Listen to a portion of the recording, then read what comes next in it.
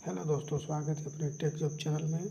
आज हम metal non metal के एमसीक्यू को देखने वाले हैं। तो चलिए शुरू करते हैं। आज का पहला प्रश्न निम्नलिखित में से किसके मिश्रण से ब्रॉन्ज बनता है?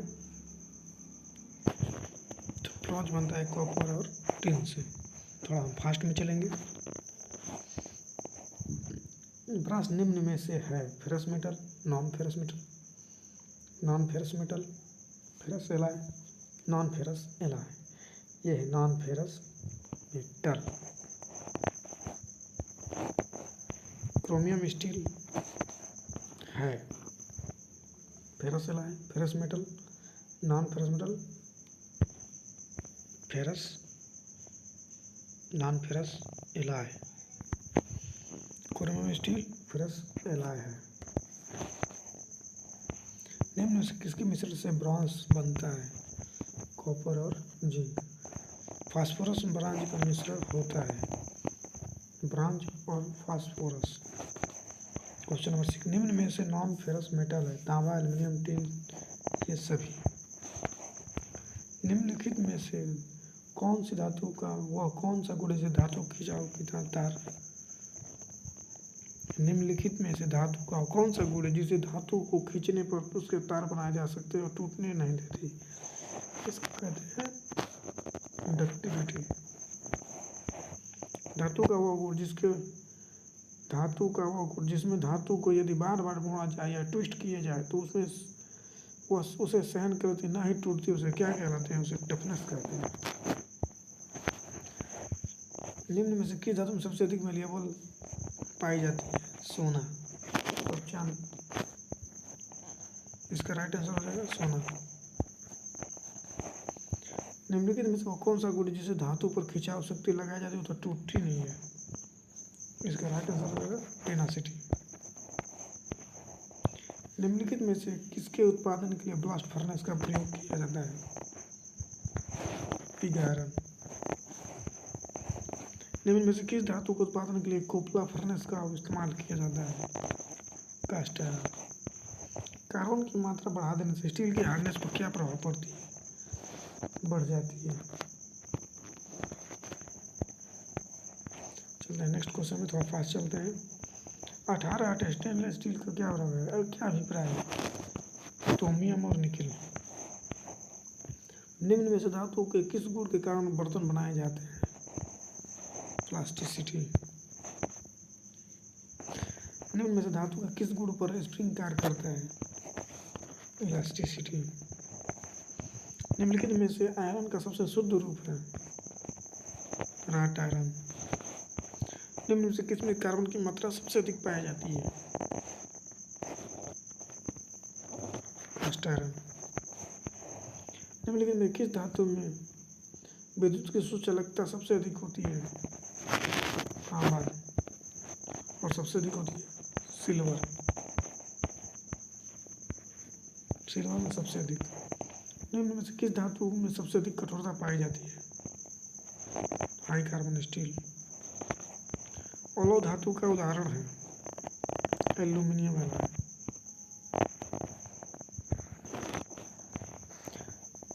निम्नलिखित में से धातु को वातावरण में दुष्प्रभाव से क्या प्रभाव पड़ता है? निम्नलिखित में से किस धातु पर वातावरण का दुष्प्रभाव सबसे कम पड़ता है? तो इसका राइट आंसर हो जाएगा एल्यूमिनियम एलॉय में जो सबसे कम प्रभाव पड़ता है। निम्नलिखित में किस धातु पर वातावरण का दुष्प्रभाव सबसे कम होता है? तांबा।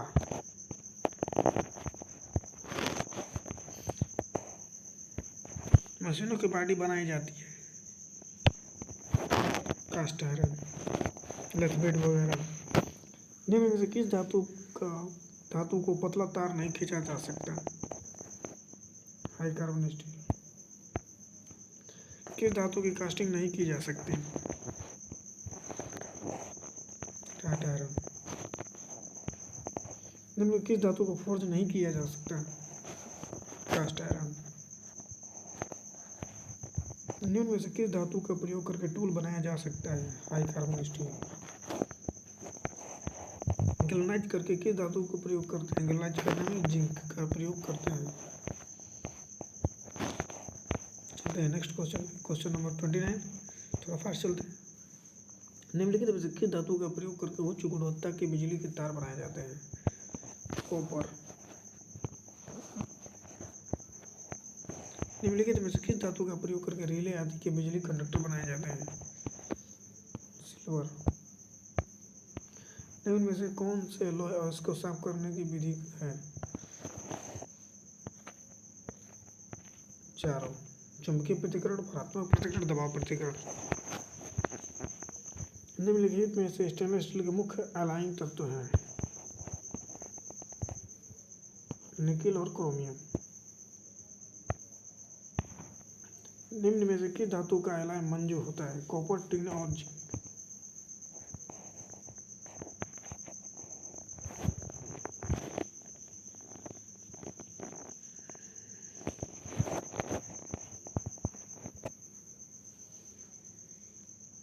निम्न में से किन धातुओं का मिश्रण मोनल धातु होता है? इसका राइट आंसर हो जाएगा। निम्न में से किस धातु का एलाय मंजू होता है? इसका राइट आंसर हो जाएगा 33 का राइट आंसर हो जाएगा ऑप्शन नंबर ए। निम्नलिखित में से किस मिश्र धातु का मोनल धातु होता है? इसका ऑप्शन सी निकेल और कॉपर। साधारणतः आयरन और कितने प्रतिशत लौह कण पाए जाते हैं? राइट आंसर हो जाएगा 40 से 60%।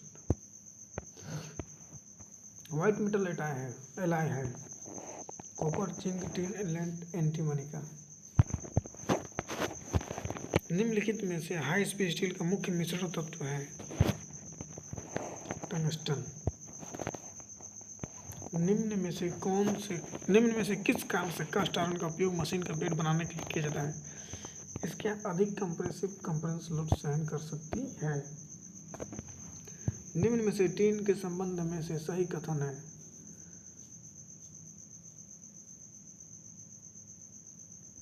इसका राइट आंसर हो जाएगा टीन सोल्डर की एलाय धातु है। 40 number question. HHS high speed steel को बनाने में टूल में कार्बन की मात्रा कितनी होती है? 0.75 से 1.0% तक। HHS में से निम्न में से किस अनुपात में मुख्य एलाय तत्व है? इसका राइट आंसर हो जाएगा option number B tungsten, chromium, uranium 18:4:1 के अनुपात में। निम्न में से किस औद्योगिक में सबसे कम कार्बन की मात्रा होती है? राग आयरन।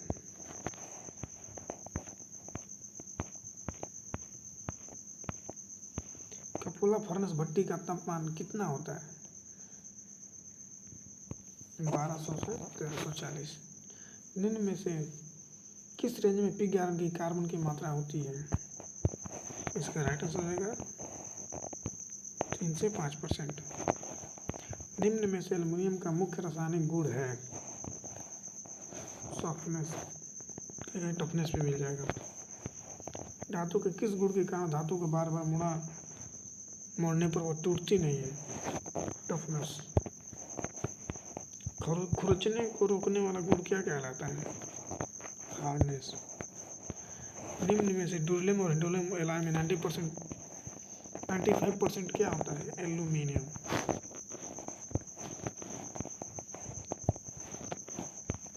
स्टील में कार्बन की मात्रा बढ़ाने से उसके क्या प्रभाव? स्टील में कार्बन की मात्रा बढ़ाने से क्या परिणाम होता है? हार्डनेस, स्ट्रेंथ में वृद्धि भी होता है और हार्डनेस में वृद्धि होती है, दोनों हो जाएगा। निम्न में से किसका प्रयोग करके P11 का उत्पादन किया जाता है? Cupola furnace, blast furnace, open hearth furnace, electric arc furnace. P11 को ब्लास्ट फर्नेस में बनाया जाता है। तो दोस्तों आज के दिन बस इतना ही, मिलते हैं नेक्स्ट वीडियो में। थैंक्स और बाय बाय।